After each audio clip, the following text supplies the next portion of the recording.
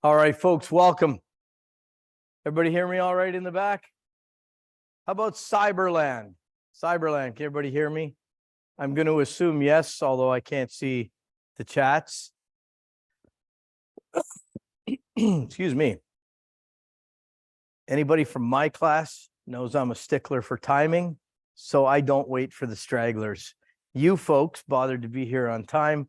I'm not going to waste your time. So how about, well, you know what the talk is about. Let's get started. We love to start everything just like in school with a movie.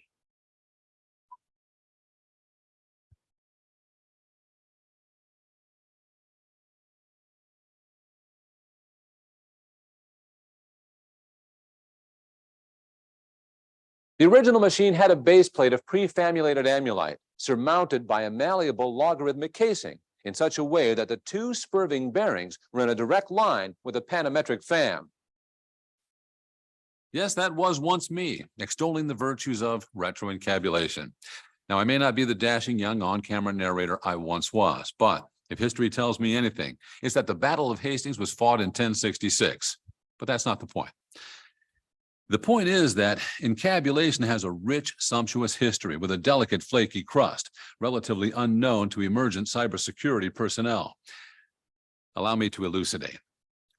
The discovery of encabulation was quite accidental when engineers in the skunk works at Mutual Polydynamics coupled a transcendental Hopper datoscope with a spiral decommutator via the application of anhydrous angling pins, resulting in a device that allowed frenetic mastication at alarming speeds. The device was kept secret for many years, owing to the horrific accident that occurred shortly after its inception. Howsoever, the U.S. Department of Defense and the National Guard soon realized its potential as a weapon of choice, leading to its next iteration, the hydroencabulator, which they nicknamed Fat Boy Slim. Understanding the grisly bare fact of the devastation that would result from its deployment, the project was retubed and transmogrified for industrial supplications. This version, known as the pseudo-encabulator, was the infernal Faustian engine that allowed post-war America to realize its aspirations and become the domino player on the world stage. Everybody was encabulating. I don't understand you. Well, I knew you wouldn't, but if I'd have told you before, the answer meter on the other side permeates the canoe to spell happiness, and that's the entire secret. There you have it. During the tumultuous 60s, the psycho-funkadelic vinyl encabulator emerged as the long-haired hippie people's answer to their parents' aging technology, scarving a resonance groove in the hot wax of a new generation of encabulators.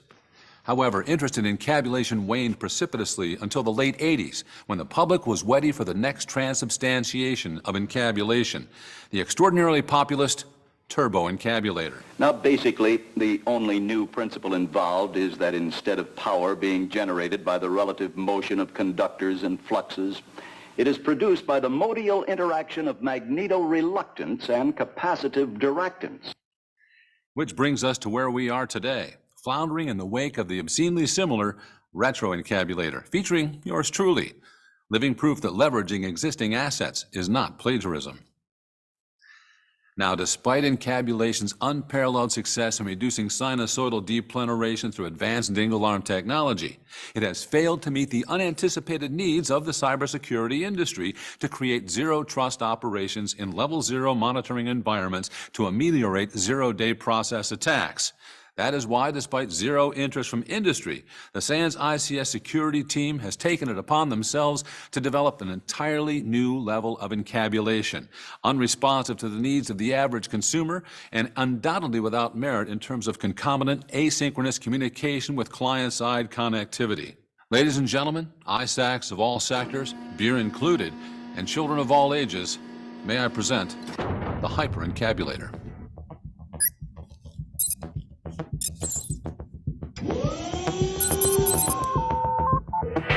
The hyperencabulator is nothing less than a key ruminant in the advancement of retrograde phenomenology, by which we can achieve results that are plastic, spastic, and cynosynclastic without sacrificing both normative reality and AI-informed modalities. You'll note that the hyperencabulator utilizes indiscrete modules, making possible virtualized environments that include PLC-controlled stand-up reheaters, as well as Retanium-based cloud benders.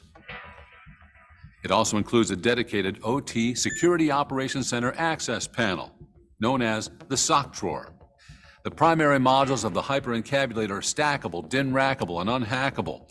And please note the complete absence of side fumbling, owing to the maintenance of tolerances allowing a tight conniption fit. Please take little note of this module. The open source digital ghost daemon, which allows transparent OT invisibility owing entirely to the manipulation of airborne particulate matter and single surface reflective devices.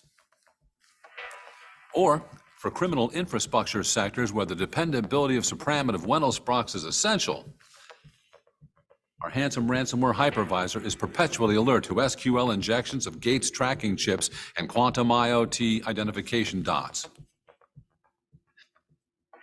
Moreover, whenever a pen test is elected to assure the integrity of a safety instrumented system, our Purdue model modal module defeathers and plucks clean every proverbial fox in the henhouse and keeps would-be intruders wondering which metaphor got mixed first.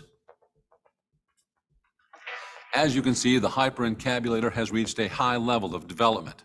Whereas previous dissimilar devices operated under the concept of manumatic stressor reduction and macroeconomic supply chain SBOMs, the hyperencabulator operates totally under the principle of colonic effluvium expulsion and audible gaseous eructations. Thomas Edison once said that invention was 10% inspiration and 90% perspiration. If that's the case, Thomas Edison should have invented deodorant, but I regress.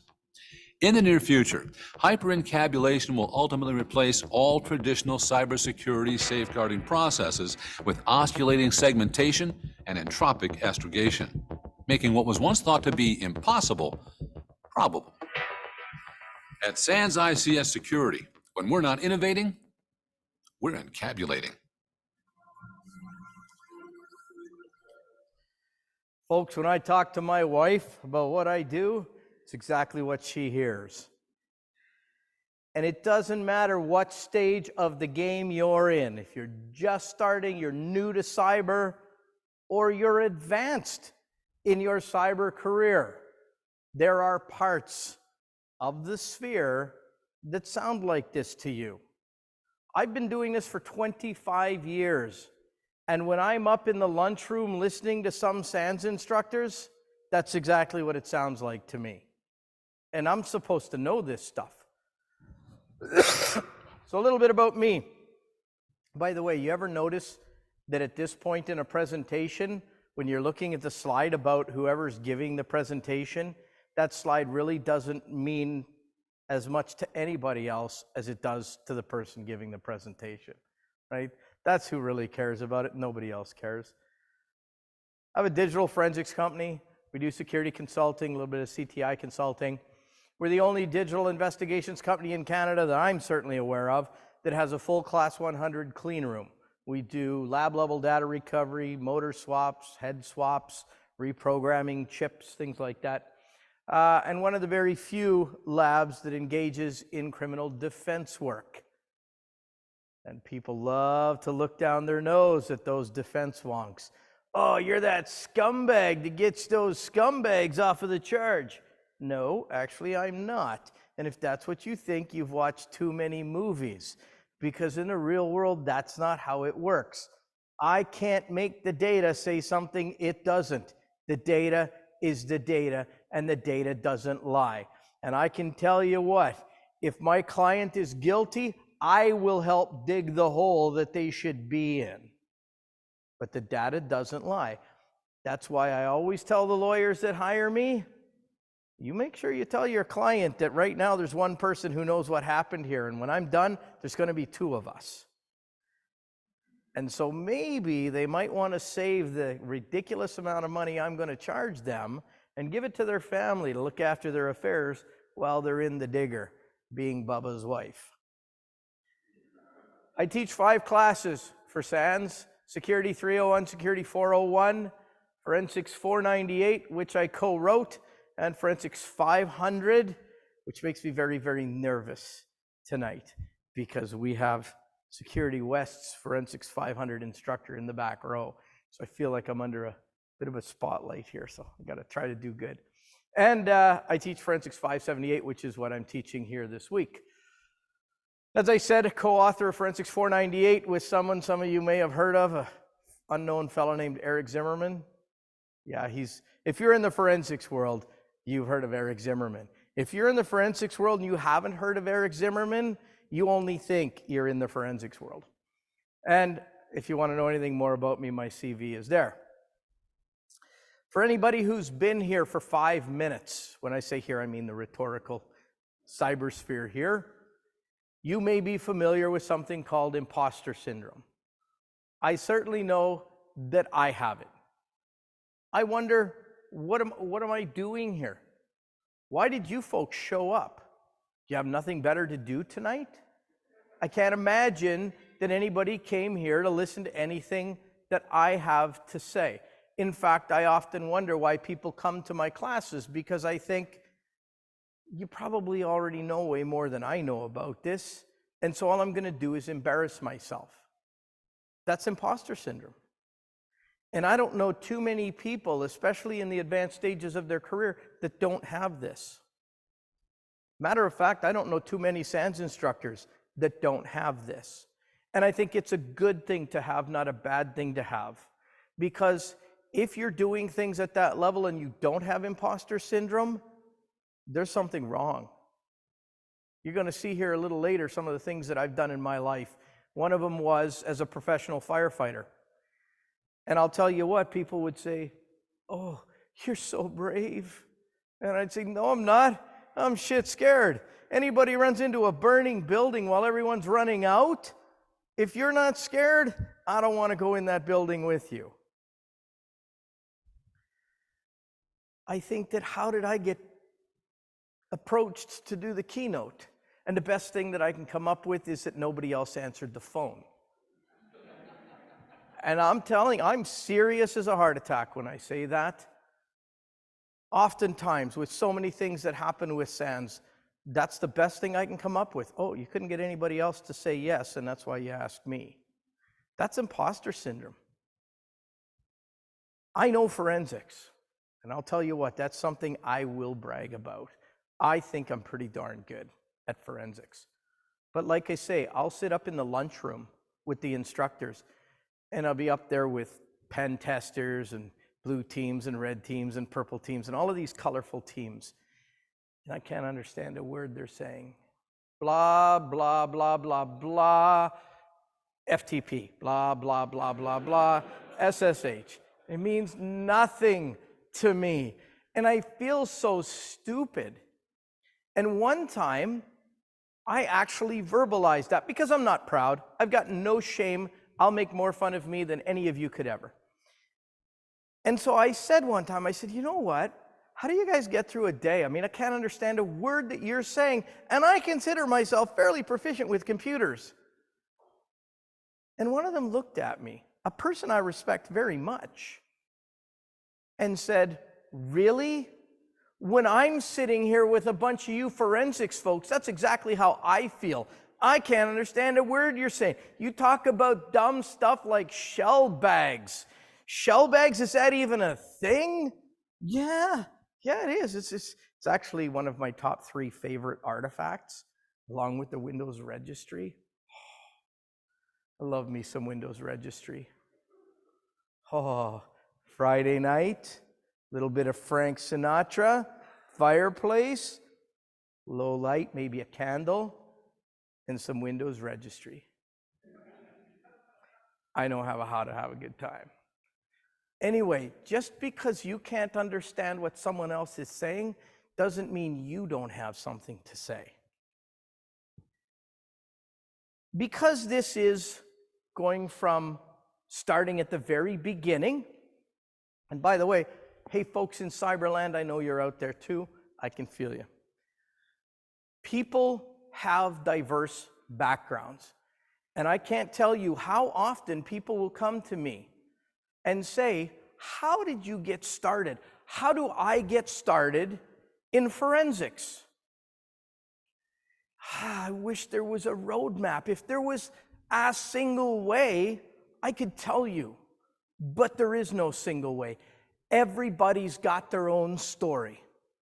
Because I'm the one with the microphone, you're going to hear mine tonight. Now, there's, well, a couple of people at least in the room, maybe in Cyberland, that know me at least a little bit, maybe heard a bit of my background, but probably not a huge lot of it. Even when I'm in class, I don't talk about everything I've done, because when I talk about it, I feel like I couldn't have possibly done all of that. I feel like I'm lying to myself, but I got pictures to prove it, so obviously I was there. But I mean, I was a kid once. I wasn't always this old guy. And I used to think that nobody's going to want to hear my story because it is not indicative of how people got to where they are today. But as it turns out, the more people I talk to, in fact, it is. What I mean by that is there is no direct way from here to here, and everybody had a different way. I had a guy in my class once. It was very fortuitous. I was teaching in Milwaukee. Folks, the last 2 years I spent in the Army was as a drill instructor. I never lose my voice, and I lost my voice in Milwaukee. I didn't know what I was going to do. Best I could do was talk like this and hope people could hear me. I usually don't need I wouldn't have a microphone on now if it wasn't for the folks in Cyberland, because I talk loud, but I lost my voice. And this guy in my 401 class, he says, you need to do this and this and this, and you'll be better by tomorrow. I'm like, what? So, I mean, who might argue? I'll try anything. And I mean, it wasn't perfect the next day, but I could make noise. And I went to this guy who's sitting in the Security 401 class, and I said, how did you know that? I used to be a voice coach for opera singers. What? How did you get from there to here? Well, the point is that everybody's got a different story, right? So don't think that there's any one way. I had no plans to ever be in cyber. Nothing to do with computers. Didn't know anything about computers. Didn't care. Didn't own a computer. Didn't play games. Nothing like that. I joined the Army. Got sent all around the world on the pointy ends. If there was a shithole in the world at the time, I probably got sent there. And for those of you that may be a little bit surprised, yes, Canada does have a standing army. Okay? And we go places, and we fill sandbags. We actually do advance to contacts on weapons caches, and we seize them from the bad guys. This was in Cambodia. This is what the killing fields look like. Pagodas set up with all of these skulls that they've dug out of these graves, and they pile them in these big things called stupas. And so you see all of the, and the killing fields, for those of you that have heard of the killing fields in school, it turns out there is no one place that is the killing fields. All of Cambodia is the killing fields. Every town, every village has a memorial, a killing fields place where there was mass graves dug to throw people in. The things I've seen people do to people in the Army, I'll tell you what, is I can't unsee it. After I got out of the Army, I started a security company. One of the things that my security company did was child abduction recoveries. We'd go and kidnap children away from non-custodial parents on behalf of the custodial parents, because the non-custodial parent kidnapped their own child and took them to countries without extradition treaties. And so we'd get hired and paid to go get those kids back. I even still get emails to this very day of one of the first kids that I brought back home. So kind of fun, but it didn't stop there. While I was doing that, I joined the Calgary Fire Department. Why? Because the opportunity presented itself. Seemed like a good idea. Somebody said, hey, why don't you try this? And I said, why don't I try that? My whole life, everything I've done has been all about saying yes when everybody else would think, that's the dumbest thing. Why would you do that? Do you realize the risks you're taking, the chances you're taking? Don't you ever want to settle down and have a family? But I couldn't say no. And it seemed exciting, so why wouldn't I try it? So I joined the Calgary Fire Department. Now, if anybody knows any firefighters, you'll know that firefighters all have second jobs, right? Because we got enough time to have second jobs. So my second job was this security company. And it grew, and it grew, and it grew. I had no idea where it would ever end up. But I stayed at the fire department all that time because who doesn't like to run into a burning building? This is fun. Sometimes it doesn't work out so well. There's nothing more embarrassing than walking back into your fire hall without your fire truck. That's an embarrassing thing. And yes, I drove that truck to where it is sitting in that picture. And, ooh, where's my laser pointer? It's not on. Right about there, about here, was where I was when the big explosion hit, blew me off the truck, lit the truck up. It was a really, really crappy day, but not as crappy as for the folks in all of these houses we lost. It extended to physical security. I did bodyguard work for 15 plus years. I don't know if anybody recognizes that guy in the middle. Probably one of the best guitar players ever. Right up there with Carlos Santana, Jimi Hendrix. Name is Alex Lifeson with the rock group Rush. Anybody recognize this guy? You kind of got to be Canadian, but he's a big deal. Just passed away here just a few days ago, Gordon Lightfoot. Hung out with some people that you might recognize, did work for some of them. A lot of fun. A lot of fun getting around. We certainly went from place to place in ways that were a lot more exciting than when I was in the Army. I very much by accident got into cyber. Never planned on it, never saw it coming. And then a friend of mine in Texas, the ex-chief of police of a place in Texas called Gun Barrel City. You can't even make that up. Gun Barrel City, Texas. Crazy. Anyway, some troll in a news group in 1998, 99 threatened his special needs son. You don't do that to the chief of police of Gun Barrel City, Texas. And all we knew was we had to find out who this guy was. But how do you do that? Nobody knew how to trace an email back then. And news groups in Outlook Express, people of a certain age will know what I mean when I say that. Those have headers just like emails, but nobody knew what to do with them. Heck, at that time, we didn't even know about the existence of headers, let alone what to do with them. We approached law enforcement, no clue. Approached administrators of Outlook email environments, not a clue. How does this line get in there? I don't know. You hit send and some server puts that in there. Why? I don't know. What does it mean? I don't know. Long story short, 16 months later, after that, we realized there's a product here. I didn't know jack about computers before then. As a matter of fact, I'd only owned a computer for about a year and a half before that. I turned on my first computer November of 1997. Now, I realize that that's before some of you were born. But in the grand scheme of things, considering everything I'd done before then, I started very late in life with computers.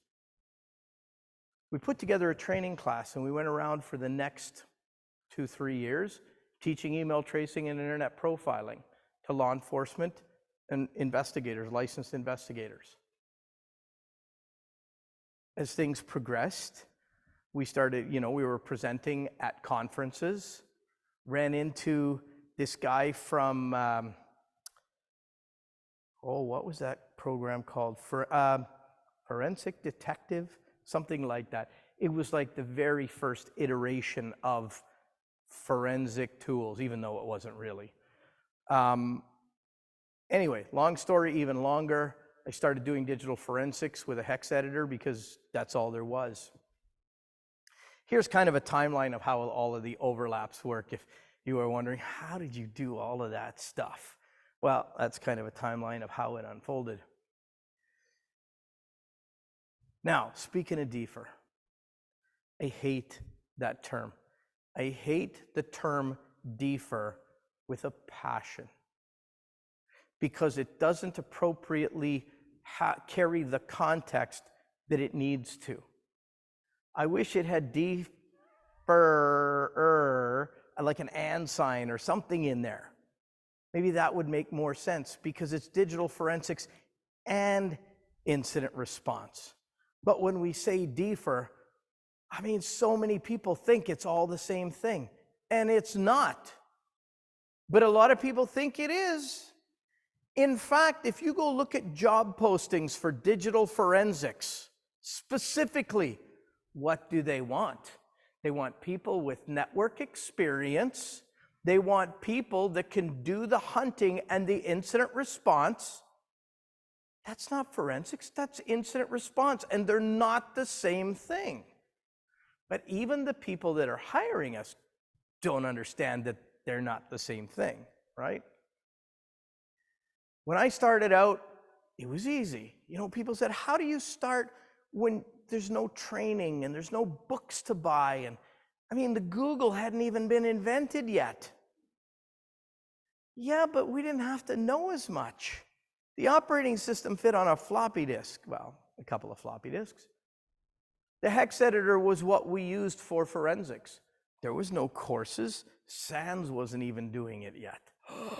There was only one browser, Internet Explorer, such as it was, but there was only one. Of course, Netscape showed up for about 5 minutes, just to mess with the playing field. There was no social media. Closest thing to social media was AIM. Remember AIM? Was that AOL's Instant Messenger? That was social media at the time. Certainly not the steaming pile of crap that is on the internet today. Instagram and Facebook and Snapchat and Kicks and Twitter and all of this other garbage.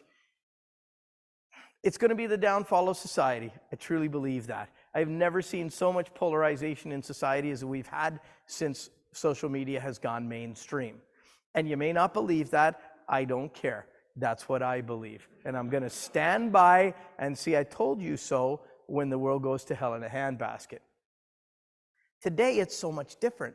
There's so many other things we need to know. We've got massive operating systems. And back when there was Windows 98, it was Windows 98. That's it. There wasn't Home Edition and Business and Ultimate and Enterprise. There was one. And that was it. Oh, well, after they screwed stuff up, they went to 98 SE, Special Edition, Second Edition.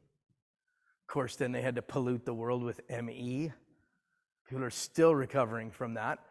But today, I mean phones and cloud, for whatever that even means. When you say cloud, everybody thinks of AWS and Azure and GCP. But what about the homegrown clouds? What about the clouds you put in your house to serve your networks, your storage? Dropbox, it's the cloud. We know what the cloud is, right? Somebody else's computer. That's all it is.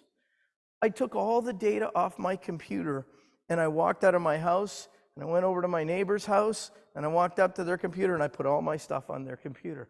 I'm in the cloud. There's so much more to know. So very few people today actually only use one browser. My Aunt Sophie, she probably only uses one browser, just because she's so old that every mouse click could be her last, so she chooses them sparingly. We've got so many training opportunities beyond certainly what I had.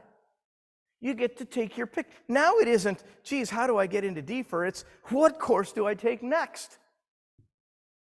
So let's start at the beginning. How do I start in forensics? Well, you have to ask yourself, excuse me, some questions first. Do I enjoy investigations? Do I enjoy problem solving? Do I like to work with computers?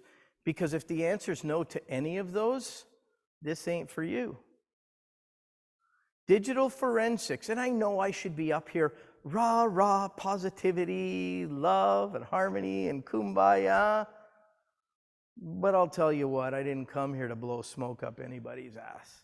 So I'm going to tell it to you straight.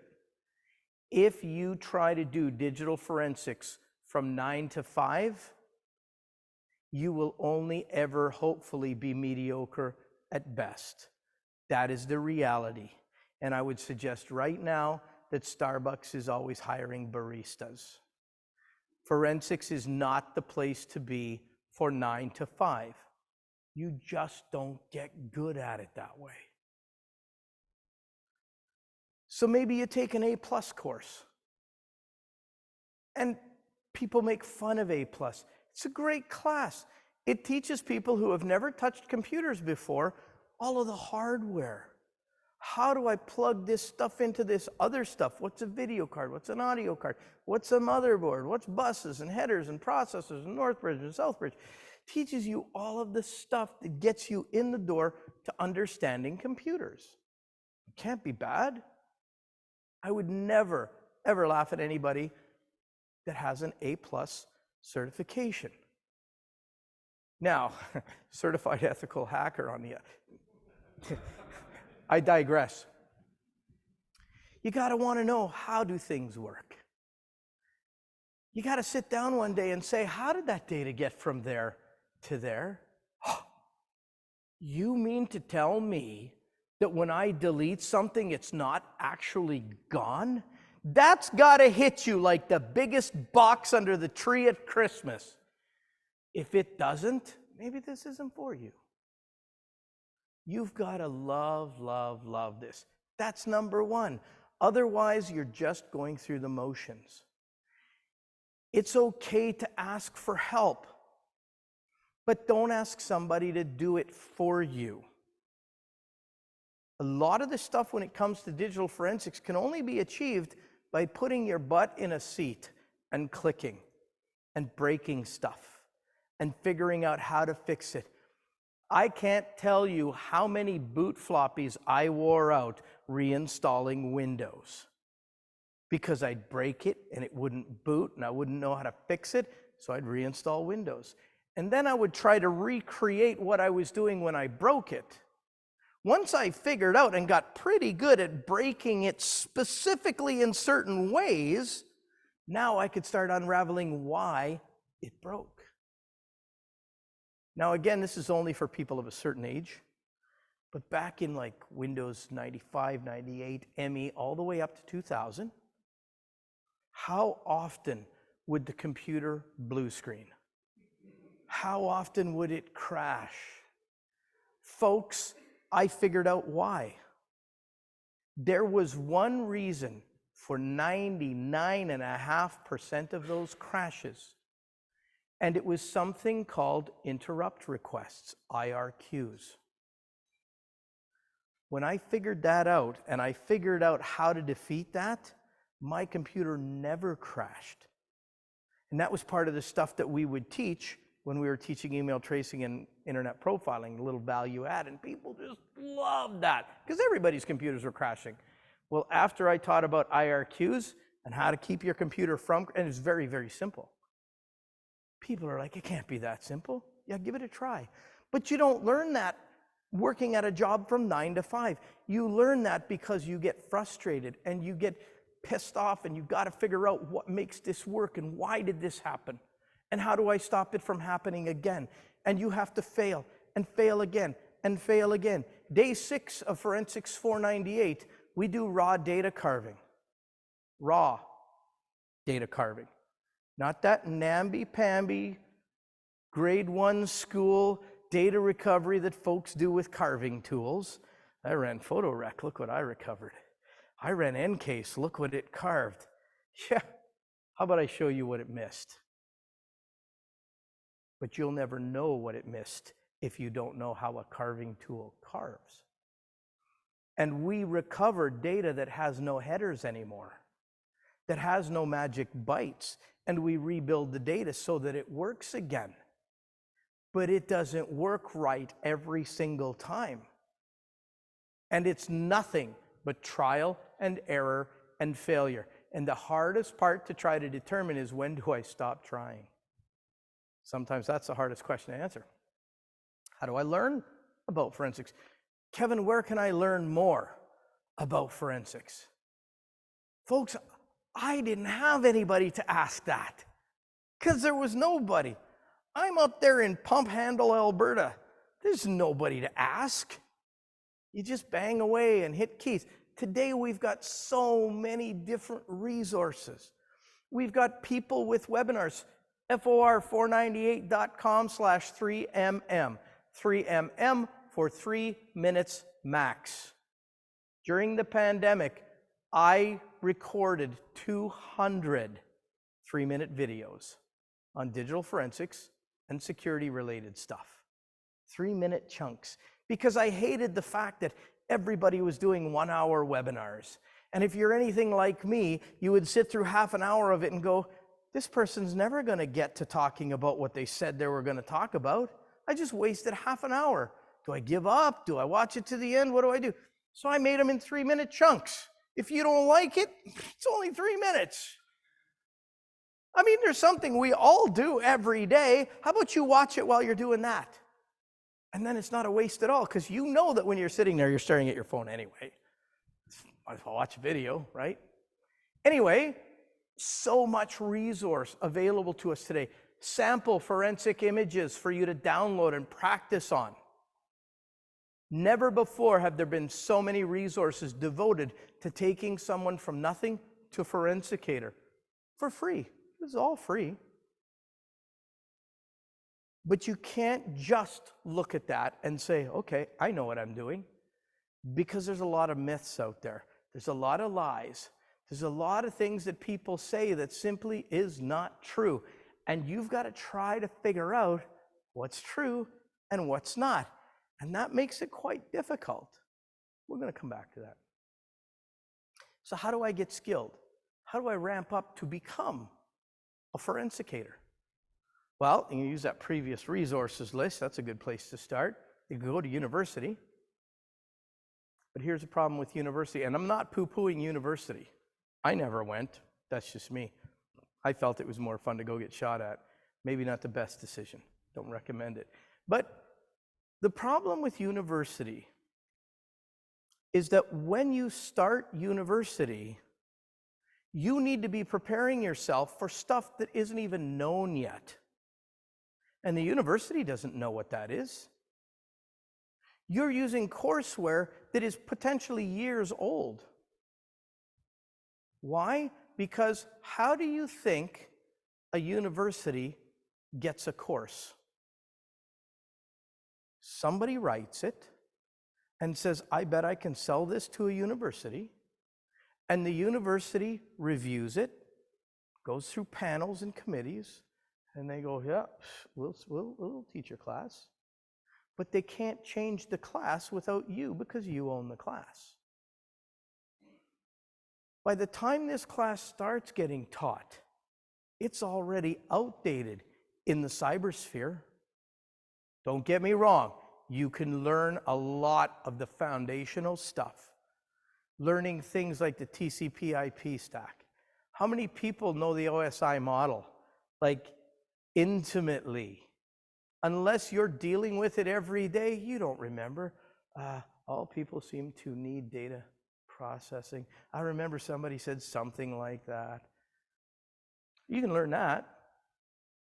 Encryption. How many people went to school and they taught them, gave them lectures on encryption, cryptography, and you walk away and your head is hurting and you're not quite sure how you're going to pass the exam, but that's cryptography. It's complicated. No, it's not. Cryptography is easy. It's the math behind cryptography that's hard. The people who make cryptographic algorithms, that's hard. Cryptography itself, not hard. What is 3 plus 4? Not a trick question. It's 7. You were waiting for something magical, right? No, it's 7. Kevin, why are you telling me this? What's that got to do with cryptography? Everything! Because if you can do that, you know cryptography. Because all cryptography is taking plain text, some math, and a secret key to come up with something else. 3, my plain text, plus the math. 4, the key. Put the key and the data together with some math and I get 7. My encrypted stuff that I can't turn back into the 3 without the key and the math. The only difference between that and the Diffie-Hellman key exchange, bigger numbers, harder math. That's all. But you know, sometimes instructors love to make things more complicated than they need to be because it somehow helps them be the bigger person. Folks, anybody takes my class, you probably think I'm a bit of a buffoon because I try to oversimplify stuff. I don't like to use word salad. If we walk out of the class and I'm the only one that understands what I said, I've failed. I'm not there to impress anybody. I'm there hopefully that people will walk out of my class with knowledge that they can use. A university has a difficult time doing that in the cybersphere. Why? Because it changes so fast. It changes so fast, it can't keep up. That's not a slight against the universities. That's just the way they're created, the way they're structured. They were never designed to deliver bleeding edge technology that changes virtually daily. Okay, well, what else, Kevin? Well, the SANS Institute, for one. I'd say if you want to get into forensics, your first class should be Forensics 498. And the next class should be Forensics 500. And that's non-negotiable. Unless, of course, you take 500, then you should take 498. I don't care what order you do it in. Logically, you should take 498 first. Kevin, SANS classes are expensive. Yeah, they are. If you think I'm going to say anything different, you're wrong, because I'm the schmuck that reaches into my pocket to pay for a SANS class. I know how expensive it is. I'm a small business. I don't have a big department, education expense, blah, blah, blah. I got to pay for it myself. Can I get it cheaper elsewhere? Well, yes and no. I can get forensic training cheaper elsewhere. Is it as good? No. And I will have that conversation with anybody. The idea that you can go take a forensics class for maybe a third of the price from some place whose name I shall not state, but it rhymes with Binfosec Pinstitute. I took 2 classes from them before I discovered SANS. I probably have never wasted money worse than when I did that. Well, except there was that night with all that tequila when I was in the Army, but that's a different story. You got to look at the value add. Yeah, things are expensive. A lot of things are expensive, and we can't always afford the most expensive stuff. But we also can't always afford the most expensive schools. But you get what you pay for. At least with SANS training, you can carry that through the rest of your life. But the only way that SANS training makes sense, especially if you got to cough this money up yourself, is to compare apples to apples. That's the only way. If you think I'm going to tell you, oh no, SANS training isn't expensive, it's expensive. I don't care who you talk to. But let's compare apples to apples. In-person class today, the average 6-day in-person class, $8,275. If you want to get certified, it's another $949. You got to buy a hotel. You got to get here, suggesting you didn't take it on demand. which is another modality you could use. You got to eat while you're here. Almost $12,000 for 6 days. Are you out of your friggin' mind? That's insane. I could go on a world-class cruise for that kind of money. Yes, you could, but when you get back, you won't know anything more about forensics than you did when you left.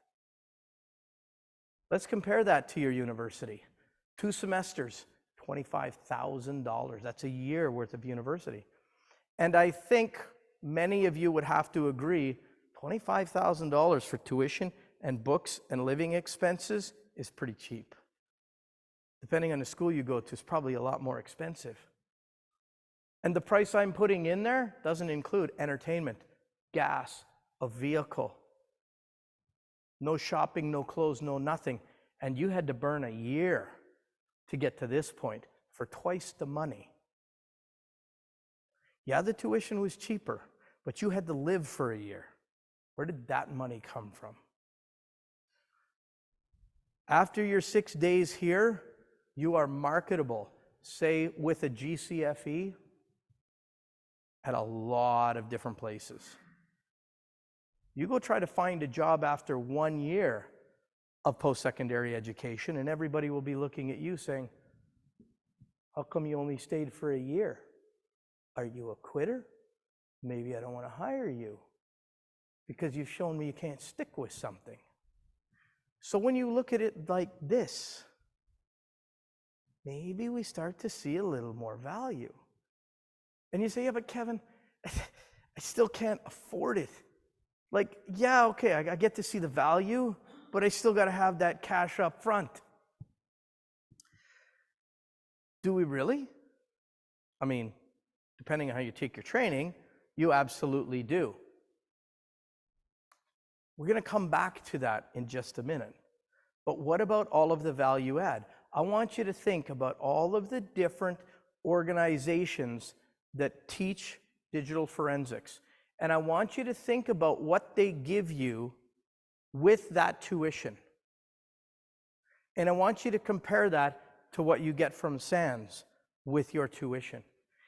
You know, even if you don't pay for a SANS class, there's a ton of stuff you get for free. The SANS reading room, amazing trove of information, crazy amounts of it.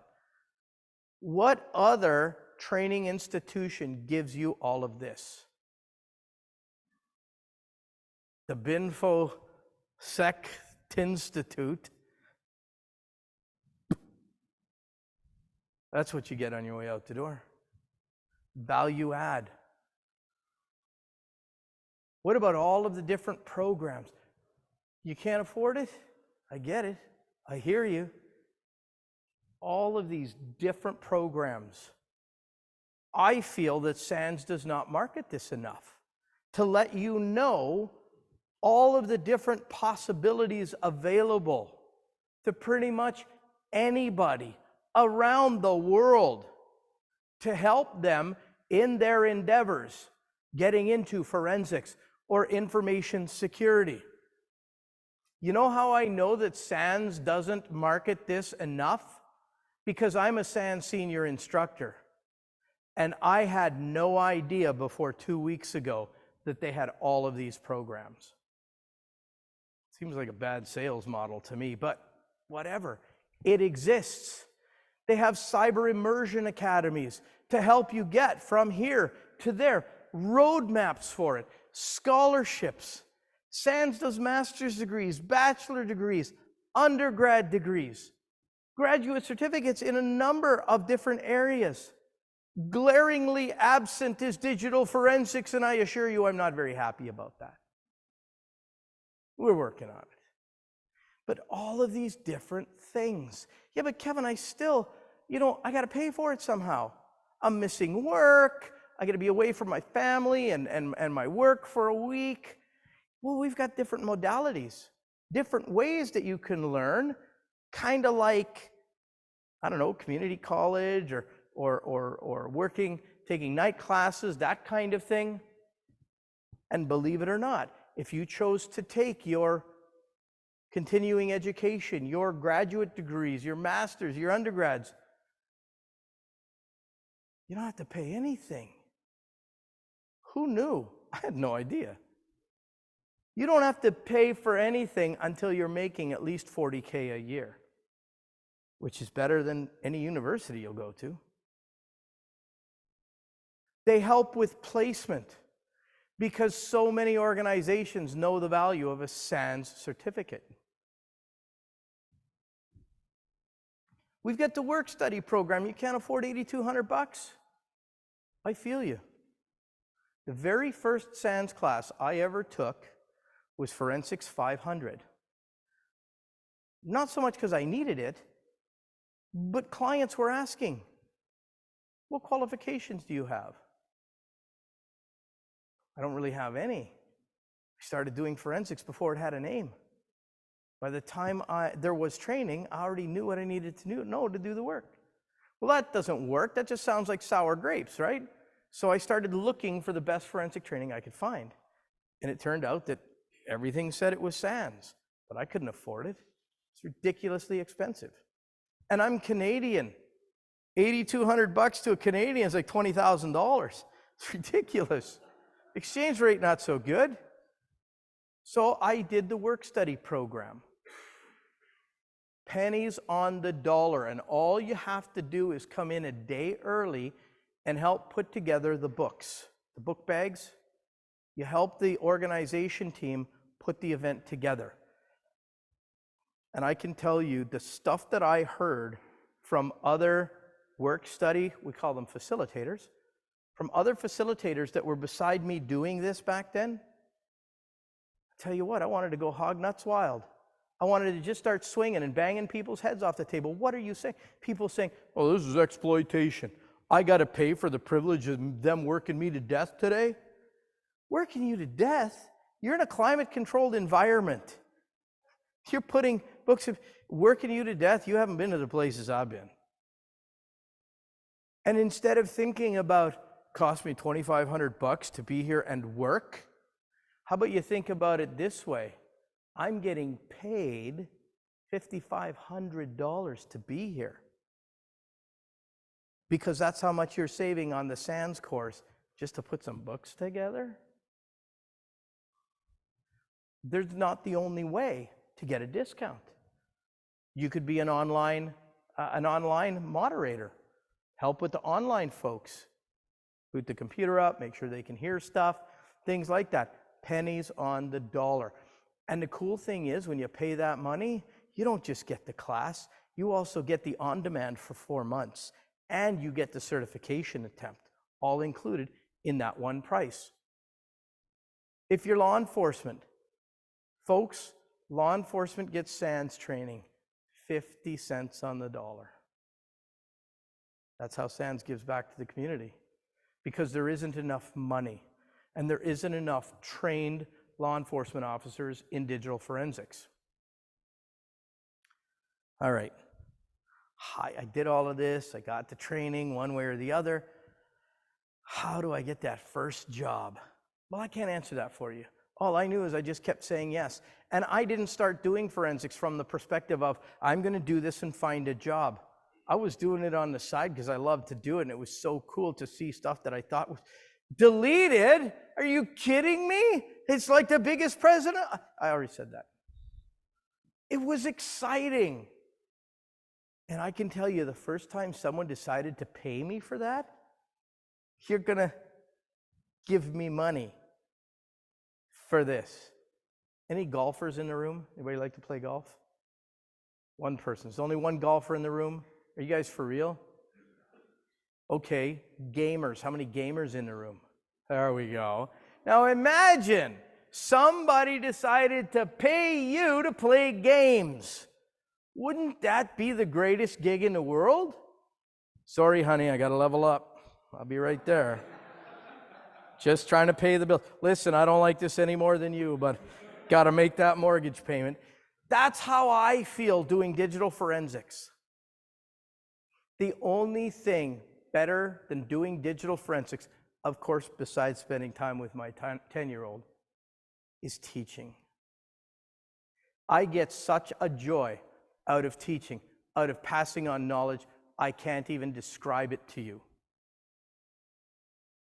I can't wait to get up in the morning and do it. And people say, how on earth do you go the way you go and you don't burn out? Hey, gamers, do you think you'd ever burn out gaming? No. And it's like that for me. This is my hobby, and someone decided to pay me for it. I love it. I don't burn out. I want another opportunity to do it. But okay, got a family, got to pay the bills, need to find that first job. It can be tough. It's tough mostly because there's people out there who have tried to market themselves in this space and couldn't do jack, but said they could do everything. Well, that caused a problem. And now there's significant trust issues in the industry. People come through my door. I can't tell you how many people I've hired who promised that they could do this and this and this and this. And it turns out they couldn't do that. It's so bad now that everybody I hire has to do a test. So when you go through the whole selection process, if you are shortlisted, you come into my lab for 2 hours. I give you a forensic image and I give you 10 questions to answer. Folks, they're not hard questions. They're bare, basic questions about forensics. Very simple ones for any forensicator worth their salt. And if you can't answer those questions, then you're not telling the truth to me or yourself. And it's bad that we've had to do that, but we've had to do that. Remember that that person, the person you look up to, the Heather Mahaliks of the world, the Eric Zimmermans of the world, they didn't get to be like that overnight. Don't think that it came easy for anybody, because it didn't. You need to be humble. The minute you start to think that you're too good for something, well, that's the minute that people like me are never going to hire you. Because I'm not too good for this. And neither are the rest of you. You got to be willing to start at the bottom, even though nobody wants to do that today. No matter what the schools teach you, I got news for you. The world doesn't owe you squat. That's a big problem with the younger generation today. They get out of school, and it's not their fault, but everybody's told them you get a medal just for showing up. And I don't think that that prepares them for the world in any way, because the world doesn't hand out medals for free. And so it's sad. I feel sorry for them, because they came out with all of these expectations, and now the schmucks like me got to let them down. Sorry. Look in the bigger organizations. Think Deloitte, EY, Price Waterhouse, Ernst & Young, these big companies that do work like this. They always need what we call in the industry button monkeys. You're just starting out. We don't expect you to know a lot about forensics itself, but I can checklist simple acquisitions. So I'm going to show you how to do acquisitions, and for the next 2 years, you're going to go push that button, and push that button, and push that button, till you get sick of doing acquisitions. But doing acquisitions around other people who are doing forensics, you're necessarily going to absorb information. That's how we get started. We don't all enter this industry charging $300, $400, $500, $600 an hour. You got to walk before you can run. So then how do I get known? How do I get my name out there? How do I get people knowing that this is what I do? Get out there, for starters. We are the most introverted group of people, I think, that exists.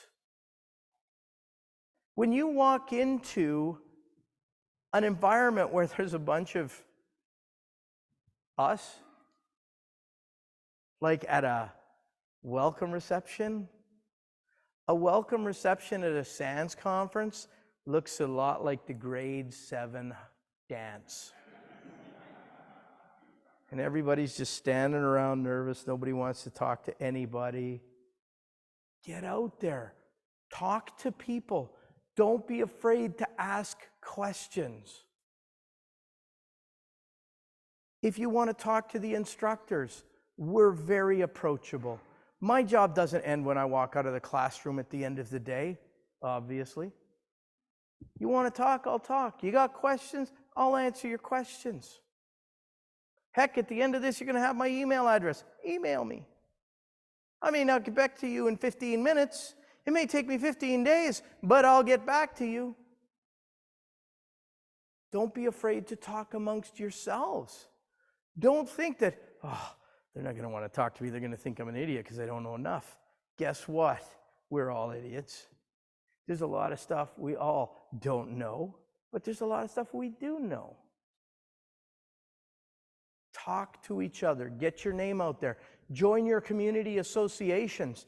Pretty much every place today has some kind of a cyber or IT organization or association. Join them. Network. One of the hardest things for nerds to do is network, to talk to other people. It may not seem like it, but I have a really hard time talking to people.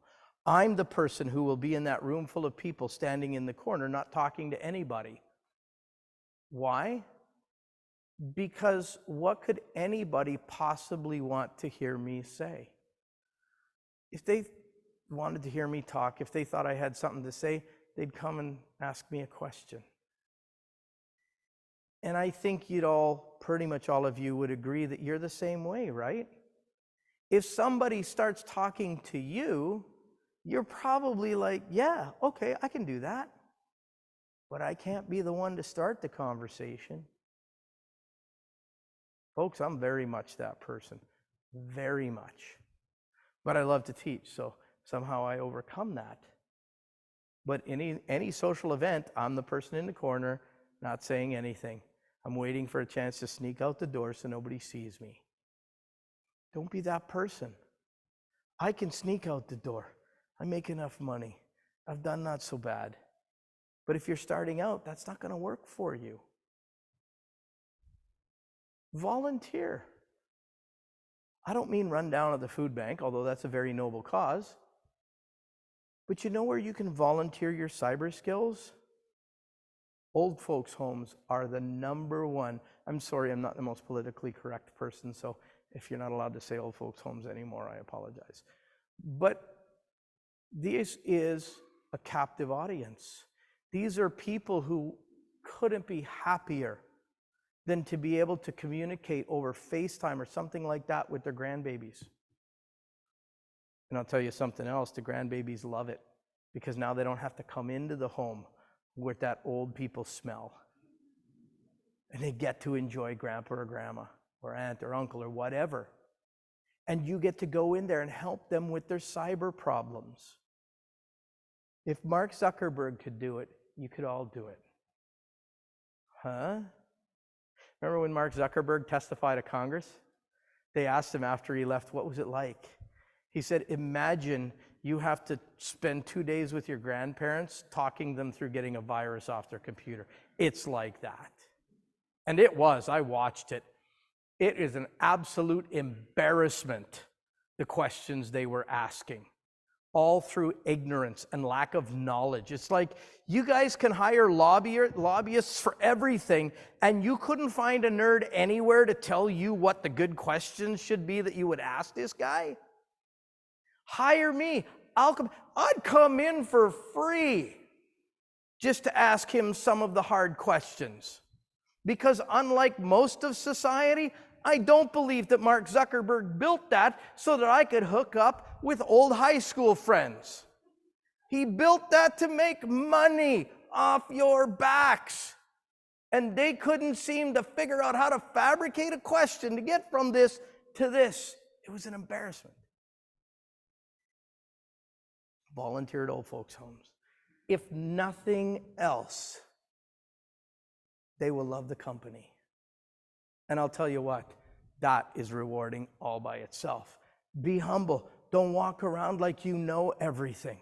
I get so sick and tired in groups of nerds where a junior person, someone just learning, Maybe they somehow get involved in a part of a conversation and they're talking and somebody says something and they actually muster up the courage to say, SSH, what's that? And some piece of crap in that conversation is like, what? You don't know what SSH is? Don't be that person. You know what? There was a day when you didn't know what that was. Maybe some of you still don't know what it is. And that's okay. Don't be that person. Take that as a learning opportunity, a way for you to share your knowledge and educate somebody. Be that person.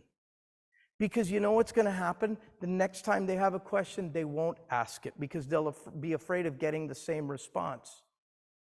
And so now what are they going to do? They're going to go off in the world with their own beliefs of what something is, and often it's wrong. The amount of people I have heard say that putting a freezer or a hard drive in the freezer got their data back. Anybody who put their hard drive in a freezer and got the data back, it was coincidence. I know in today's conspiratorial world, we don't like coincidence, but it's coincidence. You know how I know? Because I know the exact chain of events on the exact make and model of an assembly run of hard drives that actually benefited from placing it in the freezer to recover the data.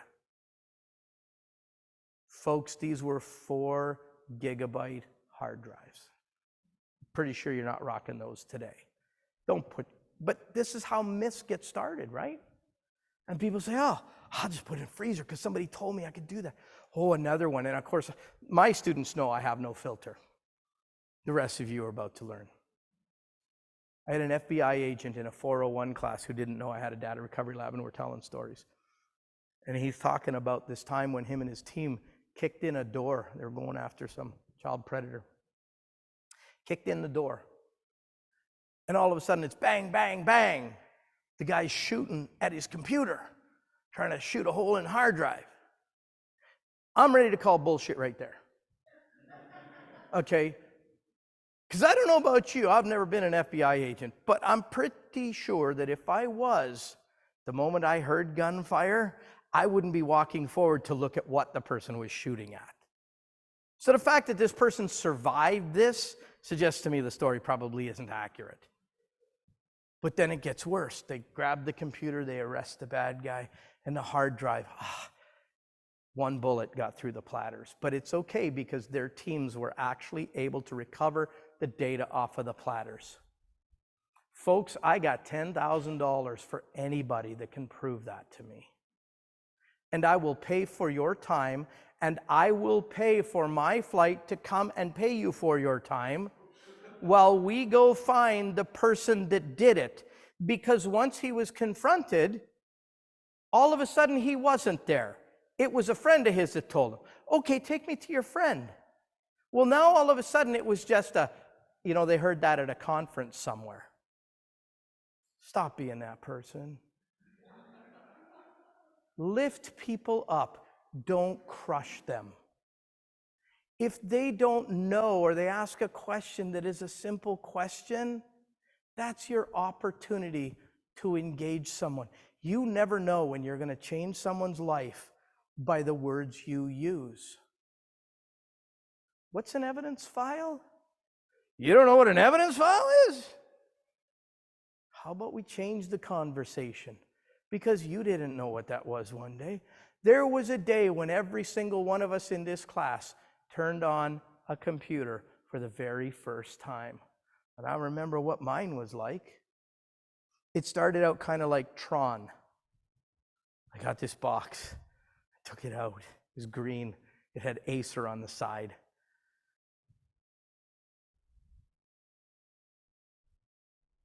And I'm trying to figure out how to turn it on. And I finally find a power button. And it doesn't come on. So I'm looking at this thing. There's a power switch on the back too. Come on. Who came up with this? Why is there 2 power switches? It doesn't even make sense. Okay, I turned it on. I'm staring at the desktop. Now what do I do? So I call a buddy of mine's wife who works with computers at work. I said, can you come over and help me with this? She comes over. She says, what do you need to do? So I saw you working on your computer once. True story, folks. I can't even make this up. I said, I've seen you working on your computer. And on your computer, on the screen, there's stuff. And I got no stuff on my screen. How do you get stuff on the screen? So, God bless her, she took the time to sit down and show me how we create folders and files. I was creating folders like a madman. I was filling up my screen. I thought, man, I was Bill Gates. Look at me. Oh, can't even, and then it crashed. Write papers. Find something to research and write about it. I don't know what, I can't tell you what, but what I can tell you is there's so many different research topics you could be doing. Don't ever think that, well, nobody's going to read what I did. Somebody else has already did it. This isn't going to be good enough. Don't be like that. You've heard the Sans promise. It was on a slide. It's on a poster out here somewhere. Let me give you Kevin's promise. If you write a worthy blog post or a research paper, I will help you get it published. I'll help you get it published in the Sans reading room. Don't ever think that you don't have something to contribute. I know a lot of people who would do a great job at writing a paper, but they don't write it because they don't know what to do with it after they write it. Email me. The forensic world is so starved for research. And a lot of people think, oh, I'm not going to bother because you know what? Everything that there was to learn has been learned. We already know it. Do we? How long have we been doing USB forensics? Years and years and years and years and years. Decades. Last year, early in the year, like January, Chad Tilbury, one of the authors of Forensics 500 class, sends me an email. He says, Kevin, I'm updating the courseware. Could you do me a favor and review the USB forensics part of it? I know you do a lot of USB forensics. I'd just like you to put a set of eyes on it. Tell me what you think. So I put a set of eyes on it. I thought, that's pretty good. Pretty good. And then there's this sentence in the notes. I can't even tell you exactly what the sentence was yet. But there was just something about that sentence. I couldn't tell you what. But I'm like, really? Of course, now I got to go try it. I've got to go see if it's like that, because I don't quite remember seeing that. 4 days later, I crawled out of the rabbit hole. And the research that I'd done based on that one little thread I pulled stood the USB forensics community on its ear, because everything we thought we knew about USB forensics and how it's named, how the name appears, and what we're calling the serial number, turns out it's not that at all. We've all been getting lied to by Sans instructors. Me included. I was the one teaching this stuff, and I was wrong. And I thought, man, the world's got to find out about this. I can take a single USB device, I'll plug it in 6 times and give you 6 different serial numbers.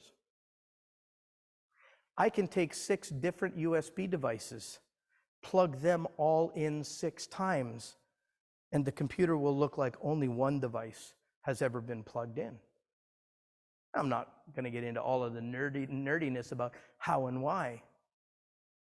But it came down to the fact that there are people who have been fired or potentially sitting in jail because they didn't turn over a USB stick that the evidence said existed. And they're saying it didn't exist. And you know what? It didn't exist. But we didn't know. So I wrote a paper and I presented it at the DFIR Summit last year.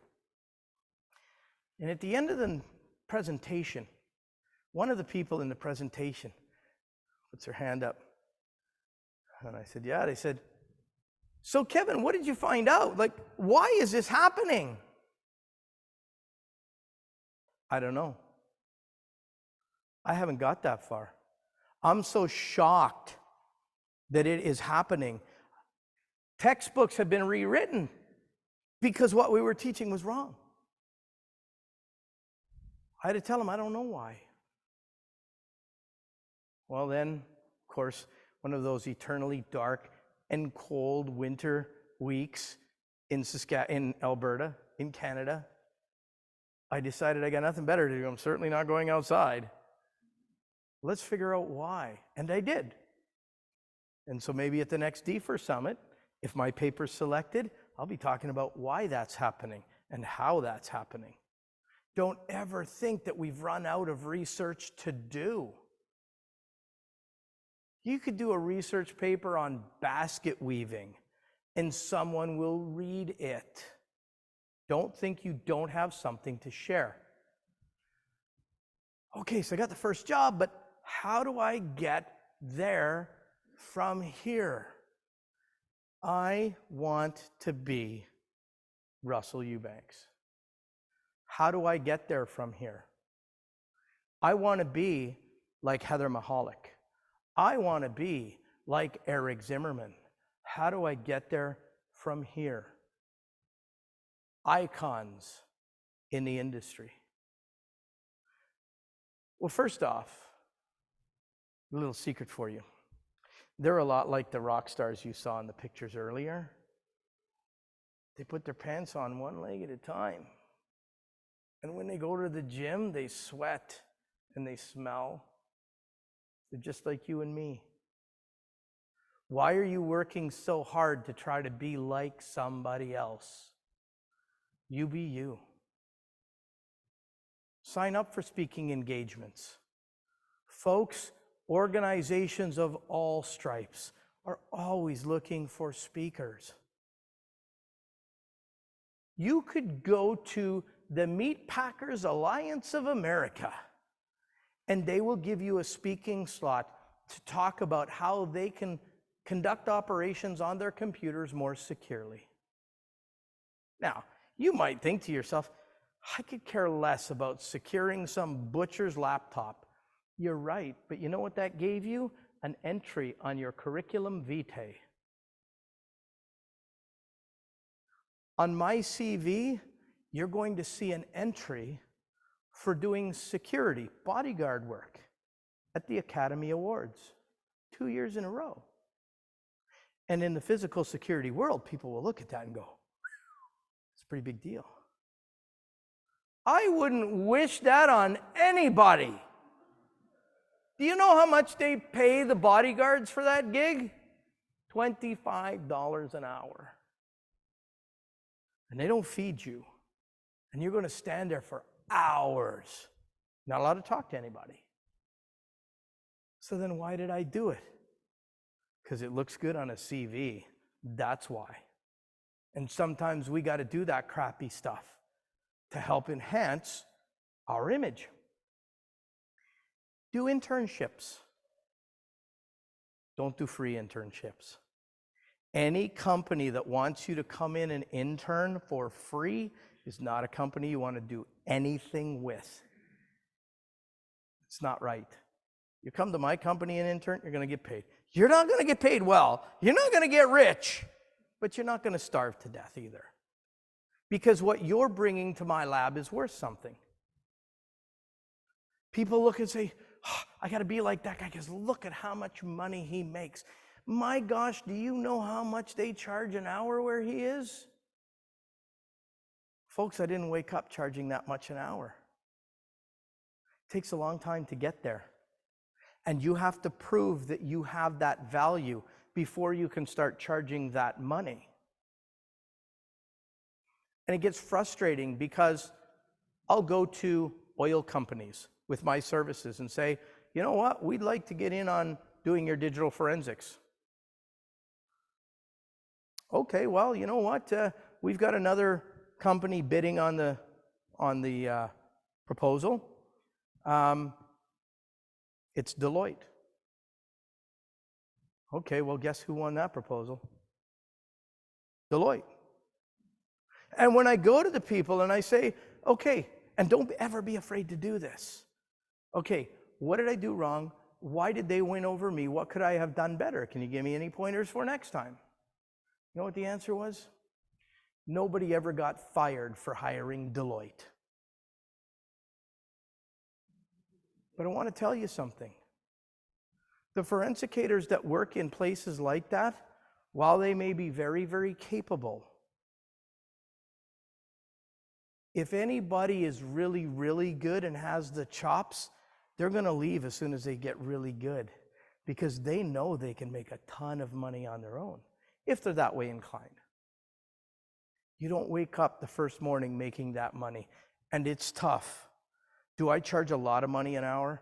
I charge an obscene amount of money an hour. But I can't charge that every hour. Do you know how many hours I work and I don't get paid schmick? Nobody helps me with my accounting.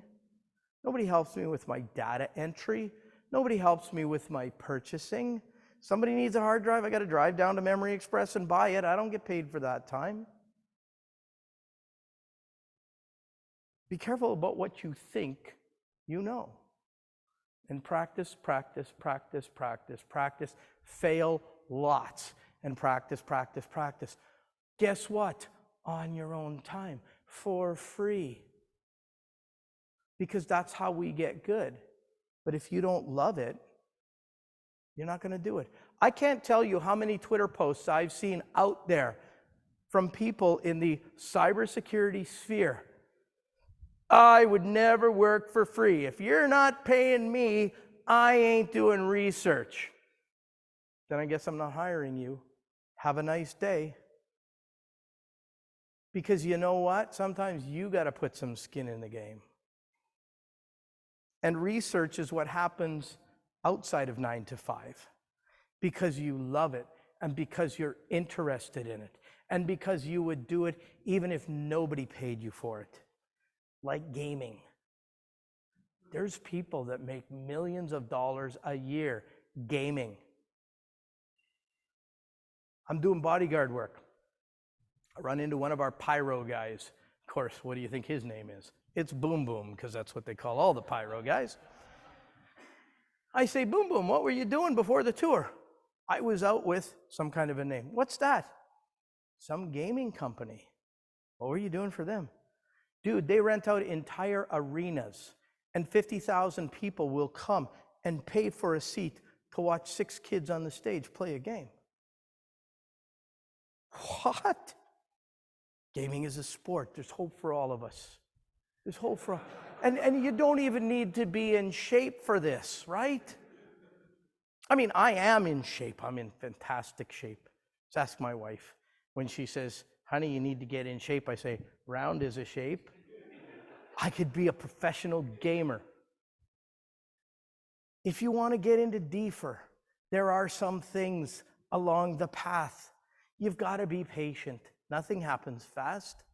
You got to be willing to fail over and over and over and over again. And it can be soul crushing. But you got to keep failing. You know what? All that is the same thing as your person getting killed in the game. Just hit reset. Away we go again. I don't play the games they play today, so I don't know a lot about them. But I used to play Space Invaders. And Galaga, I was a Galaga champ. Oh.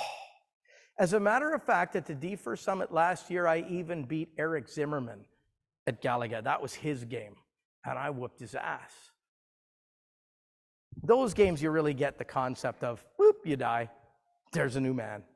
I don't know what happens in these massive multi-role-playing games and stuff. But anyway, be willing to fail. You got to have ethics.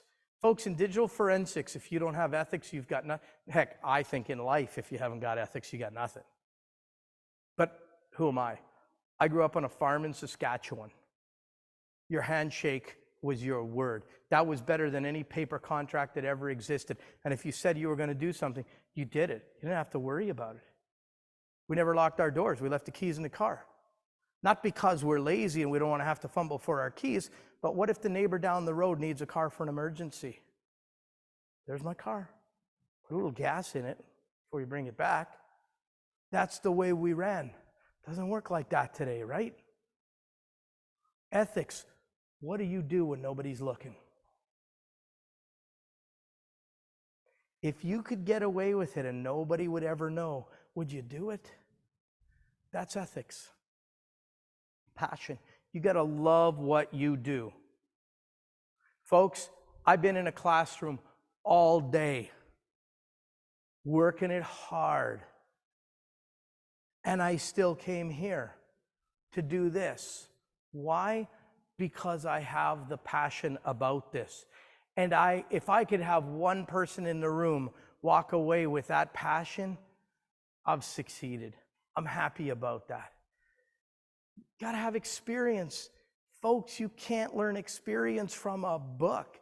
As a matter of fact, people will tell you experience, when you learn from a book, when you read the book, that's education. When you don't read the manual, that's experience.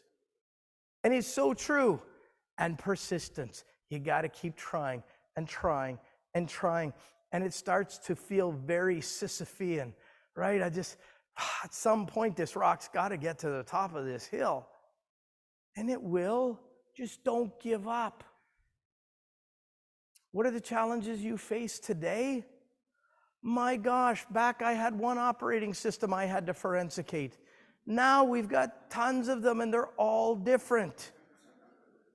And this is what I look like at the end of the day. There's so many tools we've got to have. Back then I had a hex editor. That was it. And then Ncase came out, or Guidance Software came out with Ncase. I don't know where I'm going to get the money to buy that. That's like $3,000. Way back then. Ridiculous money. And then Access Data's FTK. Okay, now I'm in deep. I got 2 big tools in my shop and a hex editor. How am I ever going to manage this? Yeah, today, this is what you're rocking in the labs if you want to do full end-to-end forensics. Now, maybe you don't need all of them. I would submit to you that for normal hard drive forensics, you don't. There's 2 things you need on this list: CAPE and Easy Tools, and they're all free. But this is the kind of crap that we face. The hard part about cyber anything, but forensics specifically, is that every lie sounds conceivable. The amount of times I've walked into court as an expert witness and heard the other side present their case, why wouldn't a jury believe that? That is totally reasonable.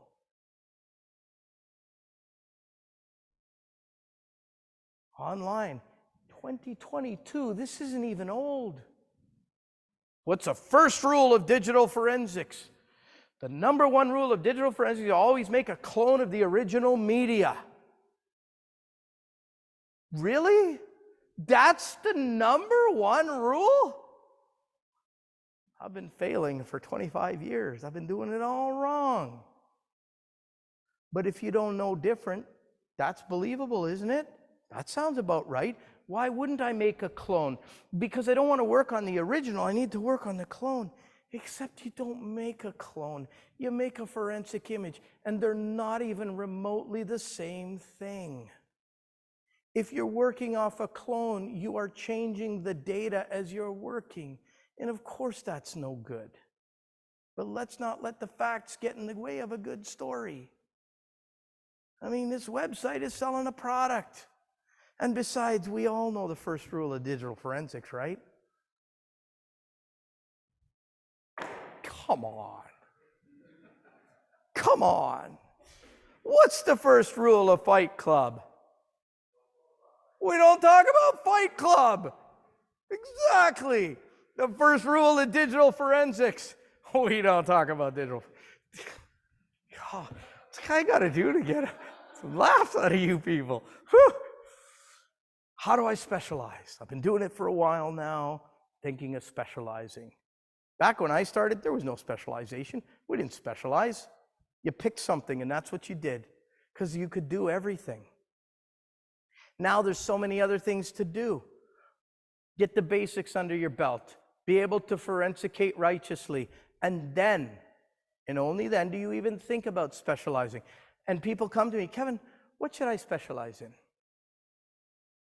I can tell you that if I was 15 years younger, it wouldn't be forensics. At least not for the money. If I'm doing it for the money, I'm in cloud security consulting all day long. If I was 15 years younger, I would retool my entire shop to be doing cloud security. You can write your own ticket, but we need forensicators, so don't do that. But get the basics under your belt, learn forensics, get good at forensics. And you know what? Then you don't have to pick a specialty. The specialty will pick you. It will happen organically. You'll look up one day and go, geez, I've been doing phones for the last 8 months and I'm getting pretty good at this.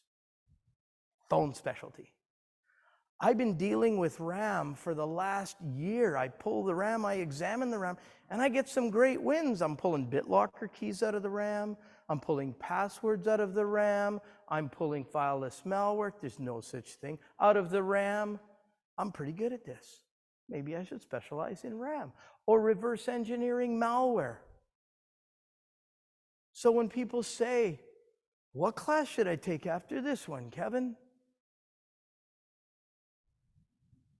If Eric Basil, the top dog at Sands, walked in while I answered that question, I'd get fired. Because I'm not in the classroom to sell you anything. I'll tell you, forensics, well, this is a 498 class. Have you taken 500? No, that's your next class. Oh, this is a 500 class. Have you taken 498? No, that's your next class. Kevin, I have both of those. Then you get to pick. This is like the all-you-can-eat buffet at the Corral, right? You get to choose your own adventure because everything else is specialization. You want to do Apple forensics? 518. You want to do cell phone stuff? 585, and on and on and on. And there's no path through any of that. It's whatever you want to do. So you get to pick. I suck at marketing. So how do I get to be like Russell Eubanks? Well, first of all, why do you want to be like Russell? Russell's a wonderful person, a very dear friend. Doesn't mean I want to be like him. I couldn't manage Atlanta in the summer. Can't handle that heat. Once it starts getting around 27, you don't know what 27 is. Once it starts to get around 85, 86 degrees, I'm out. I got to find me some AC. And Atlanta, they're putting sweaters on when it's that cold. I want you to think about this when you want to be like that person, whoever it is. That person probably almost certainly didn't plan to become that person. It's just they were in the right place at the right time. You know what? I know a lot of musicians that are really, really good at what they do, but they'll never cut an album. They'll never make it big. Not because they're not as good as other musicians, but because the right people never heard them. Or life got in the way, and they had to hang up the guitar. Randy Stone, fantastic example in the forensics world. Anybody ever heard of Randy Stone? One person. Let me tell you what Randy Stone's claim to fame was. How many people have heard of the BTK killer? Well, a few of you. Okay. So Randy Stone was the forensic investigator that caught this guy. Did forensics on a floppy disk. Recovered some deleted data that traced back to the bad guy. The thing is, he did it 20 years ago. Maybe not quite. Because of that work, he was lauded around the world. He won Guidance Software's Digital Forensic Investigator of the Year at the CEIC conference. Back then, that was the only digital forensics conference that existed. Now, all props to him. It ain't bragging if you can do it. But my problem is that while everybody is high-fiving and backslapping and saying, you're a hero, and you're this, and you're that, I can line up 50 digital forensic investigators that could have done what he did. They just never got the opportunity. I know forensicators that fight the good fight and work hard every day, all day, and no one will ever know their name. And that's okay. Why do you want to be famous? I know a lot of famous people, and the one thing I learned from them is I don't want to be famous. The only person I want to look at me and say, I want to be just like you, is my 10-year-old. And that's who I live for. You know, I say that and people say, Kevin, don't you love your wife? I do.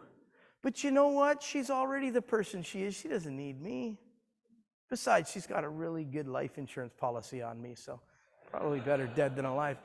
But my son, that's who matters to me.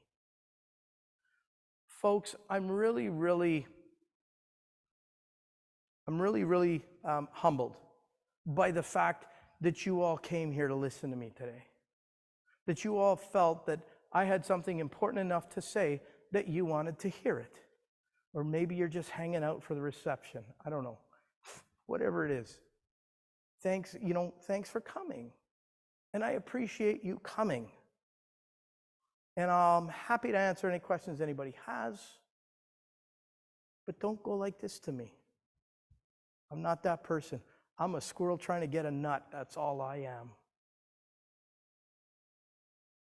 Talk to me, not up to me. I'm not that person. Be careful what you think you want to be. John Lennon once asked if Ringo Starr was the best drummer in the world. And he said, Ringo isn't even the best drummer in the band. Well, except that Lennon didn't actually say that.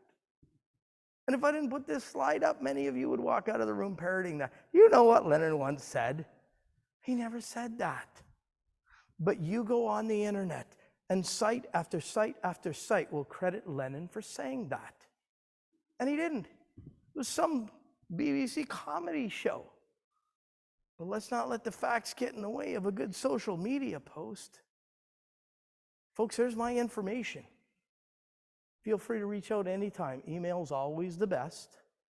Thank you so much for giving me an hour and a half of your evening after a long day in a classroom.